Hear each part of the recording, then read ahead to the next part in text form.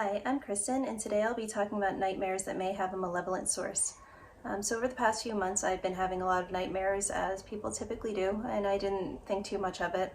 But over the past week, I've been having a lot more nightmares, almost nightly, and they kind of culminated in a scary, frightening event that I believe may have been some sort of attack from something that's malevolent. So I figured today I would kind of get into what happened and what I did to rectify the situation. So earlier in the week, I had a nightmare that I was at a gas station with my kids, and it was the middle of the night, and we were getting out of the car to stretch our legs. And while that was happening, there was a man at the gas station, and he was kind of the only other person around, and he kind of ushered my children into a gas station bathroom stall that you could access from the outside. And as I saw that this was happening and I was kind of freaking out, I saw that there was like a hammer on the ground, and I grabbed this hammer and I ran in after him, and I kind of just started bashing him in the back of the head. The dream kind of ended with him kind of falling down to the ground and me trying to continue to hit him while he was kind of crawling, still trying to go after one of my kids. The next nightmare that I had, I was at a beach and there was a storm coming in around dusk, and I saw that there was a big opening in the clouds. And in this opening, I saw like a humongous figure that must have been 6 stories high or even taller. And it was wearing a long black robe, but I can only really see from like the chest down to about the ankle area, kind of like walking, pacing back and forth within this kind of break. And because I was looking at this happening over the ocean, I had this like thought of like, oh, that must be some type of a god, not the god, like supreme intelligence, just because I don't think of God wearing robes and things like that, but I thought maybe this is something like Zeus or something similar to that. And so as I was looking at this and just kind of being bewildered, all of a sudden the image that was inside this break in the clouds changed, and I saw this like huge like reaper face, like a skull that was kind of menacing looking with like a hood up over it. And then it kind of just flashed away, and at that point I got a bit afraid, and I started kind of like quickly walking or like slow jogging away from the beach. And right near the road there was like this large industrial building that's very similar to a building that's in a town near me. And near the top floors there were like these huge glass windows, and I could see in the reflection of these windows that like this reaper was continuing to like just pace back and forth, back and forth. And at that point I had kind of stopped in my tracks to figure out like what was going on, like why was it appearing over there. And in a window on the ground floor I saw that the reaper face once again had like appeared, except it was like reflecting like directly into my face from this window. And for whatever reason, even though the actual like size and the pacing seemed frightening to me earlier in the dream, at that point I just stuck my tongue out at it and kind of, I guess, like that was my way of telling it to like go away, like I'm not afraid of you, like. And just instantly I woke up from that point. But in the last nightmare that I had of the week, it was a lot more disturbing. So I had a dream that I was running away from somebody or something, like I was on the run from the cops or somebody that was trying to get me. And I had gone into a neighbor's house and I was hiding in their closet. And when I realized that somebody was about to enter the building, I went out a back door, and I saw that my car was getting ready with somebody else that I couldn't identify that was starting it. And rather than putting the car into drive so that we could drive away and get away from whoever was chasing me, whoever was driving put the car into reverse, and then all of a sudden my son was just behind the car, and my son got partially run over. And so like in this horrible nightmare I was screaming and just like the top of my lungs, like while holding my son, and thank God, and even in the nightmare he was still alive, but he was crying, and it was just horrible. And at that point, with just like this horrible despair and terror of like what had happened, I woke up. And what was incredibly disturbing in real life now was that there was this horrific sound that was coming from the air above my bed, from where I was sleeping. And so the sounded was like a screeching, scratching, squeaking.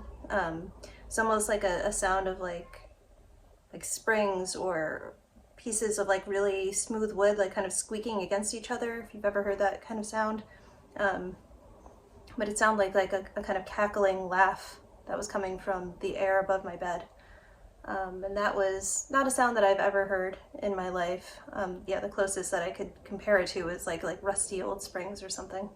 And at that moment, I immediately knew that or I at least felt that it seemed like something malevolent had entered into my space, and it decided, like, I'm going to give this woman these horrible nightmares and these horrible things to see. And I don't really have many fears, but one of my fears is obviously that the safety of my children is compromised. So I had 2 of those in this past week.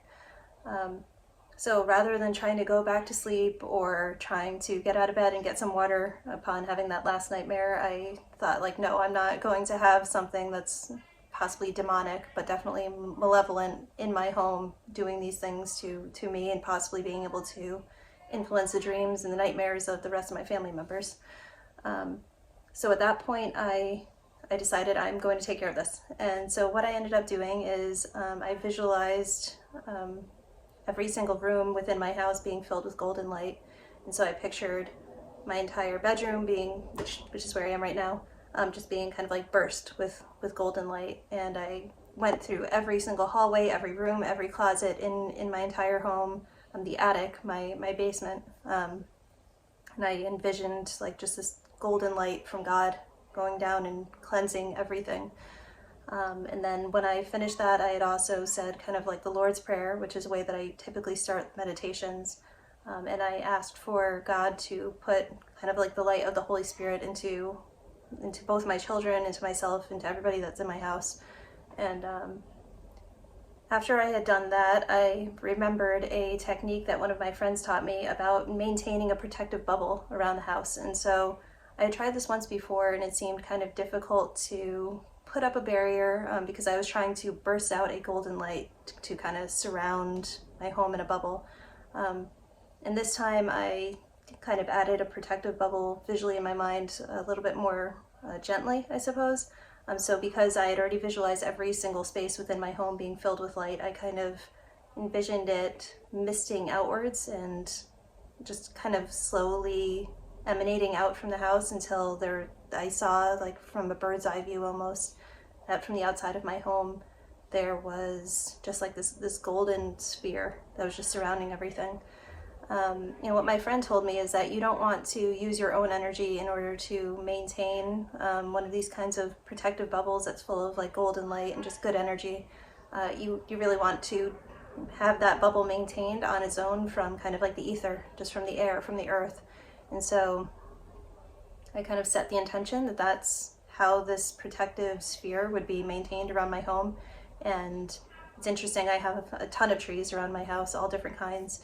And so I kind of like felt the air from the trees being generated and kind of coming in and swooping in and touching the sides of this sphere that I put around my house.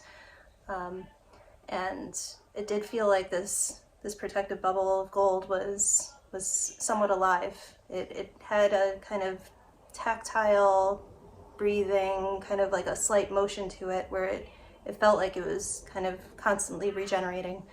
And so when I had finally finished doing all of that, I assumed that I would probably be too scared to go back to bed. I would be afraid that maybe this entity or whatever this was still around in my home somehow. But what kind of really surprised me is that after carrying out that protective kind of like ritual, I felt like there was nothing left in my home at all. There was nothing bad. It just felt like my entire space, my entire home felt just completely clean, completely pure. It felt like, it was like as if God had actually infused my entire house with like kind of this like loving, warm, like pure energy. So at that point, I knew that whatever this was completely gone. And I kind of asked God myself, like, is there anything that's still here? And the answer was no. So I was able to quickly go back to sleep at that point. And in the days that followed, so it's been a few days since that happened, I have not felt anything negative around my home. And what's interesting is that if I try to visualize and sense if there is still this bubble that's surrounding my property and kind of maintaining all of this kind of like golden glow within the house, I can tell exactly kind of where it is and what it looks like without kind of much effort. I'm not deliberately visualizing it. suppose, asking God or asking my guides to help me visualize where is this protection that's currently in place. So right now, even like thinking, right, like is there a protective bubble outside of my window that I'm in front of? And there is. And I can visualize in my mind's eye and feel and just intuitively know that this kind of bubble extends about 5 to 8 feet outside of the walls of my house. And so it's been really nice to have been taught that practice and know that that's always kind of in my back pocket, that if somehow this protection falls or weakens or there's a crack or something happens to it, that I can always kind of go back and put it back again. So I would say that if anybody else has been struggling with nightmares and if they have gotten a strong sense that there has been something outside of themselves that is responsible for those nightmares happening, I would definitely recommend, again, cleansing the energy of the home with this kind of golden light in your mind and feeling that it's true and feeling that this is definitely kind of the new energy of your space. For anybody that might be having chronic nightmares, I would also recommend saging the home, just going around and kind of saying some prayers, or just saying anything that's affirmative to the fact that you have good energy, no negativity, no malevolence. There's only like really nice benevolent types of beings and energy that's around your space. If you don't believe in God, or if you don't necessarily speak to a divine intelligence, just having that kind of sense in your back pocket that there is something good that you can call on that will come and kind of cleanse your space will be really helpful. So I hope that this story was helpful to you, and if you've had anything similar happen, please let me know in the comments, and I'll see you next time. Bye-bye.